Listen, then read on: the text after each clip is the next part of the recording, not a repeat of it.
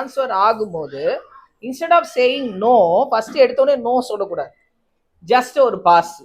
நான் வந்து இப்போ அந்த ஒரு குழந்தை வந்து ஒரு டாய்ஸ் கேட்டு என்கிட்ட அழறாங்க அப்படின்னா, நான் உடனே நோ சொல்ல போகிறது. ஒரு 5 மினிட்ஸ் டைம் கூட, இந்த கடையை விட்டு நெக்ஸ்ட் கடை வாங்குறேன் அப்படின்னு சொன்னா தட் இஸ் ஒரு பாஸ் மாதிரி. அதாவது அவங்களுடைய இது வந்து ஈகரா எனக்கு இப்பதான் வேணும் அப்படின்னு இந்த பிரெயின் வந்து சொல்லுது.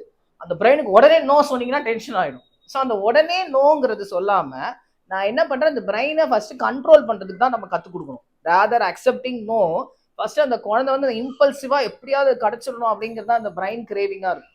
ஸோ அந்த இடத்துல நீங்க ஃபர்ஸ்ட் ஸ்டெப்பா என்ன சொல்லணும்னா, கொஞ்சம் பாஸ். அம்மா ஃபோன் பேசிட்டு வரேன், இல்ல அம்மா கிச்சன்ல அதை வச்சுட்டு வரேன், இல்ல இந்த பக்கத்து கடையில போய் வாங்கலாம், ஒரு 5 மினிட்ஸ் நிக்கலாம், இந்த கேட்டை பூட்டிட்டதுக்கு அப்புறம் வெளியில போகலாம் அப்படின்னு சொல்லி நம்ம டைரக்டா வந்து சொல்லல.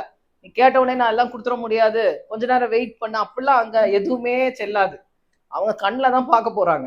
ஸோ அந்த இடத்துல நம்ம அவங்களுக்கு என்ன சொல்றோம், ஓ இந்த கடையிலனா இன்னொரு கடை சொல்றாங்க அவ்வளவுதானே அப்படின்னும் போது அந்த பிரெயின் ஆட்டோமேட்டிக்கா ஒரு கண்ட்ரோலுக்குள்ள வந்துடும். அப்படி வரும்போது நீங்க அந்த பாஸை கொடுக்குறீங்க இல்லையா, அதுல இருந்து தான் அவங்களோட இம்பல்ஸ் வந்து அவங்க கண்ட்ரோல் பண்ற மாதிரி.